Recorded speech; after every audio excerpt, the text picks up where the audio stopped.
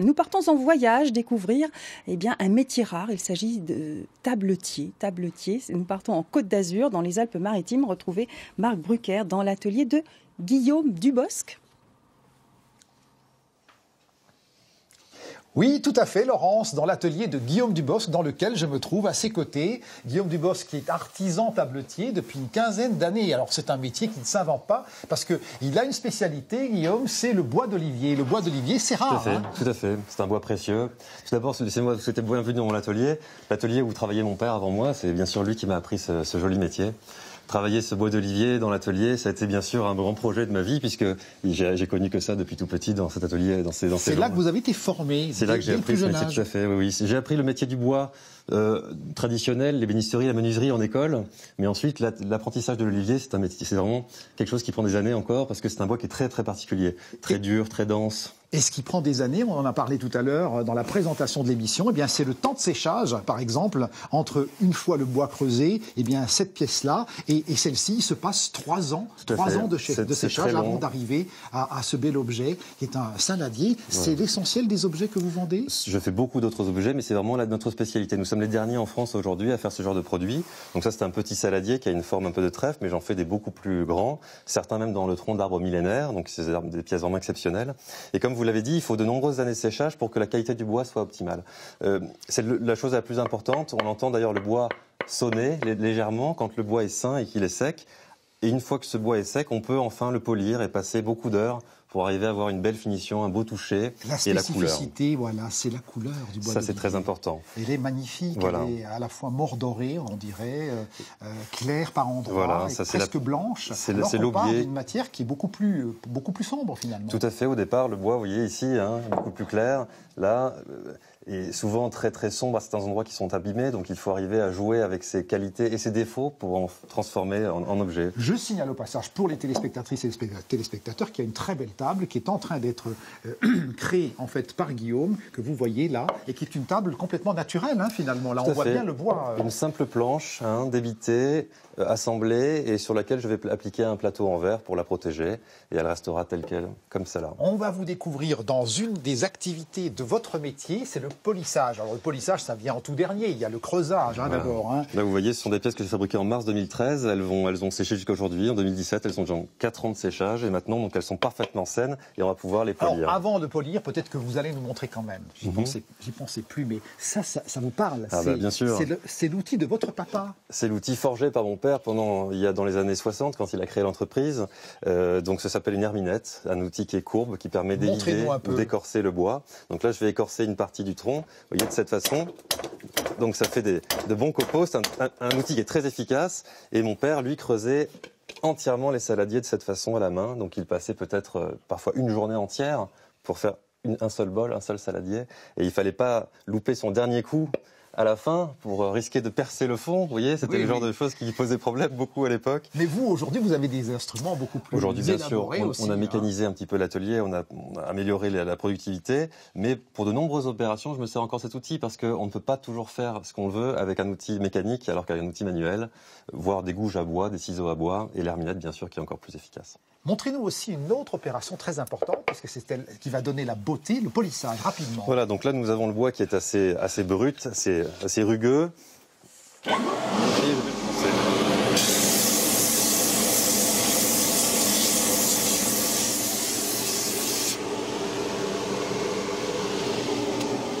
Donc là on voit vraiment la différence, la couleur du bois qui a été ravivée.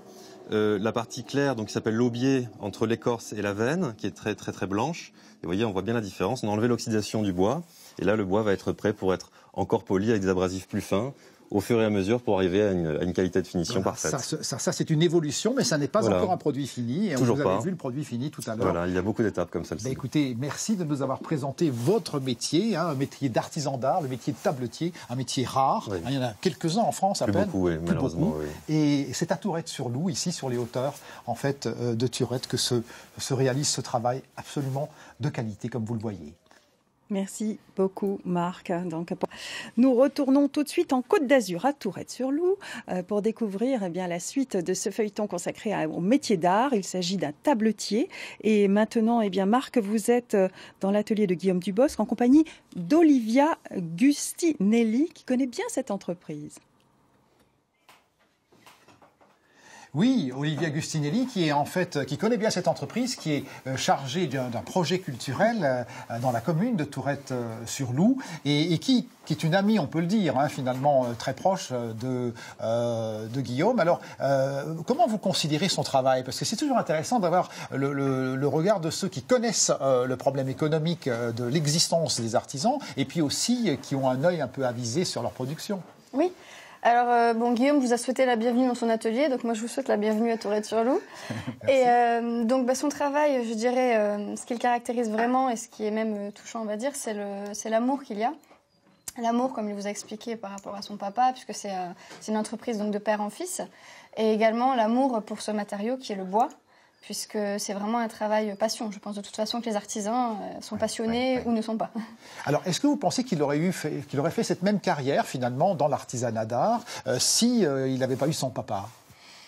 Ça, lui, peut-être, pourrait vous répondre mieux que moi. Après, je pense que ça aurait été peut-être plus difficile. Quand l'entreprise est déjà en place, son papa était déjà là, il l'a formé, il a poursuivi sa formation. Donc, je pense qu'il a eu des bonnes bases, ce qui lui a permis de continuer et d'être là où il est aujourd'hui. Et il a développé cette entreprise, c'est important, parce qu'aujourd'hui, il y a beaucoup d'artisans d'art dans cette commune de Tourette-sur-Loup. Et comment se portent ces artisans d'art? Ah oui, il y en a plus d'une dizaine, donc ce qui est encore un bon chiffre pour les Alpes-Maritimes. Mais après, ce qui est important donc dans les artisans, c'est de se remettre en question, d'essayer toujours d'innover, de s'adapter au marché, à la demande. Et c'est ce qu'il fait notamment en travaillant même pour des restaurants étoilés. D'ailleurs, j'en profite pour montrer un produit qu'il vient de faire, qui va terminer dans un restaurant 3 étoiles de Saint-Tropez. C'est le choix du grand chef, le choix de l'assiette qui va comporter le mets gastronomique. C'est sa dernière trouvaille. Donc, il essaie toujours d'innover, Guillaume. Voilà, c'est ça. Mais est-ce que, finalement, c'est suffisant? Parce que est-ce qu'on arrive à en vivre aussi, finalement? Alors, lui, oui. Après, c'est un métier difficile. C'est un métier difficile parce qu'il y a de la concurrence. Alors, pour le bois d'olivier, un peu moins, parce qu'il y a de moins en moins de tabletiers ou de gens qui travaillent le bois d'olivier. C'est unique, c'est lui seul qui travaille le bois d'olivier ici. Tout à fait. Je pense que ça se compte sur les doigts d'une main dans toute la région. Et en France, ça ne doit pas être un chiffre énorme non plus. Mais l'artisanat est très difficile. C'est un métier qui demande vraiment de tout donner, vraiment, sans compter son temps, sans compter l'argent des fois. Mais voilà, ce sont vraiment des gens passionnés qui font preuve d'énormément de patience, de courage. Et pour suivre leur idée. Alors c'est vrai que Guillaume a développé son activité par le commerce, puisqu'il a 2 commerces ici, dans la petite commune de Tourette-sur-Loup. Bien sûr, il y a moins de monde quand c'est la basse saison, comme c'est le cas actuellement. Mais finalement, en moyenne saison, en haute saison, ces artisans, ils attirent du monde. Les gens sont intéressés par l'artisanat d'art? Oui, beaucoup. Parce que je pense qu'ils y reviennent petit à petit. Parce que c'est des choses, ça fait partie de notre patrimoine. Le bois d'olivier, c'est quelque chose d'ici.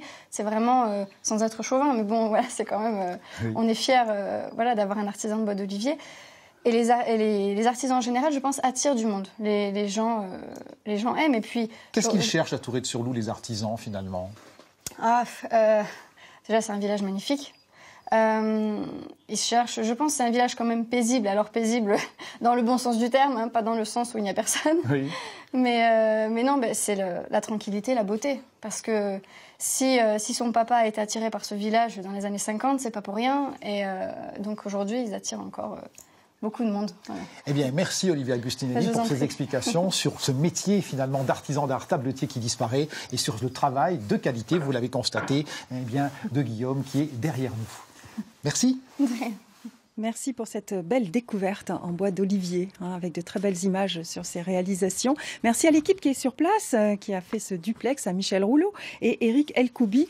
Et puis, bien signaler aussi que cette entreprise que vous venez de découvrir a été labellisée patrimoine vivant par le ministère de l'économie. C'est à signaler.